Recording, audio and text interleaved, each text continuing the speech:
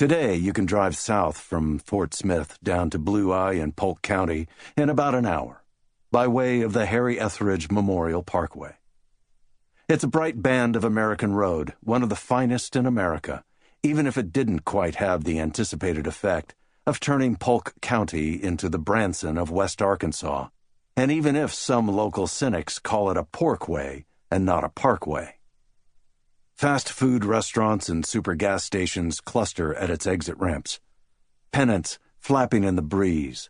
The high signs of national motel chains, Days Inn, Holiday Inn, Ramada Inn, can be seen from the roadway, even if the motels are never more than half full and the anticipated Polk County land boom never quite took off. The land, especially as you near Blue Eye, county seat of Polk, becomes spectacular for the Ouachita Mountain Range, the only east-west range in America, a heaving sea of pine-crusted earth and rock. The parkway was finished in 1995, under the sponsorship of Boss Harry's son, Hollis Etheridge, then a member of the United States Senate and later a presidential aspirant. It was the son's idea to honor his father, an authentic great man, who had been born dirt poor in Polk County and had found his fortune first in the intense ward politics of Fort Smith and then in the true corridors of power in Washington, where he was a 15-term congressman and the chairman of the House Defense Appropriations Committee. It was only fitting that Polk County and Fort Smith should honor a man who'd brought so much glory and so much patronage their way. In 1955, no parkway existed, nor could one even be imagined.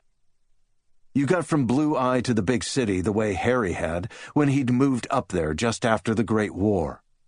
That is, along snaky, slow Route 71.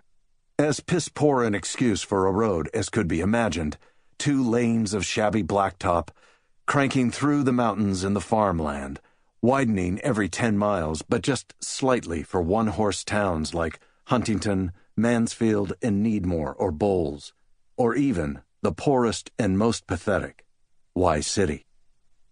It was just the hard scrabble landscape of one of America's most wretched states.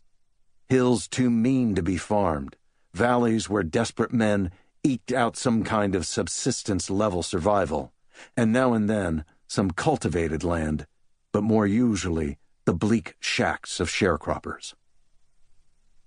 One hot morning in July of that year, a Saturday, at the Polk and Scott County line on US 71, about 12 miles north of Blue Eye, a state police black and white Ford pulled over to the side of the road, and a tall officer got out, removed his Stetson, and ran his sleeve over the sweat on his forehead. He wore 3 yellow sergeant's stripes on his shoulder, and under a gray brush cut, had the flat-eyed, incapable of surprise face of a non-commissioned officer in any army or police force in the past 4,000 years. A whole phalanx of wrinkles moved across his leathery face, which had been baked in the sun for so many years it resembled a scrap of ancient hide. His eyes were slitted and shrewd, eyes that missed nothing and also expressed nothing. He had a voice so deep and raspy, it sounded like someone cutting through a 300-year-old hardwood pine with a 300-year-old saw. His name was Earl Swagger, and he was 45 years old. Earl looked about. The road was cut into the slope here, so that there was a high bank on one side, and on the other the land fell away.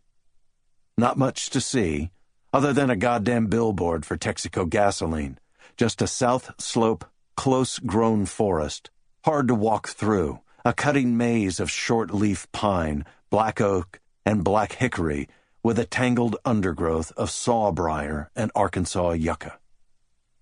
Dust seemed to hang in the air. There was no breeze, no sense at all of mountain crispness. You looked back toward Blue Eye, and your vision was cut off by the hump of Fouche Mountain up ahead, which just appeared to be a huge wall of green. On the road, An armadillo had been smeared to meat and blood and shattered shell by a logger's rig.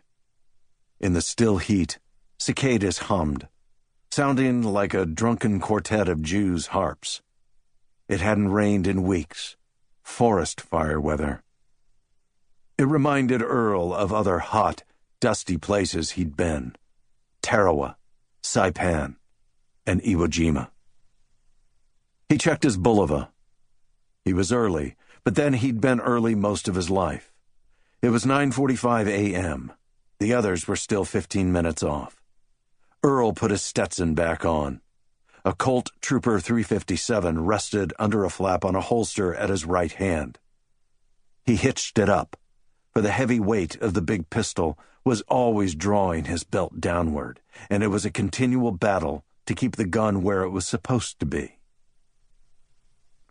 30 gleaming high-velocity soft-point cartridges rode in the belt loops, gleaming because, unlike other officers, he removed them each night from the loops and wiped them off to prevent them from corroding in the moisture the leather attracted. His 15 years in the Marine Corps had taught Earl many lessons, but the most important of them was, always take care of your equipment. To keep listening to this audiobook, I've left you a link in the description so you can do it, at no cost thanks to Audible's 30-day free trial.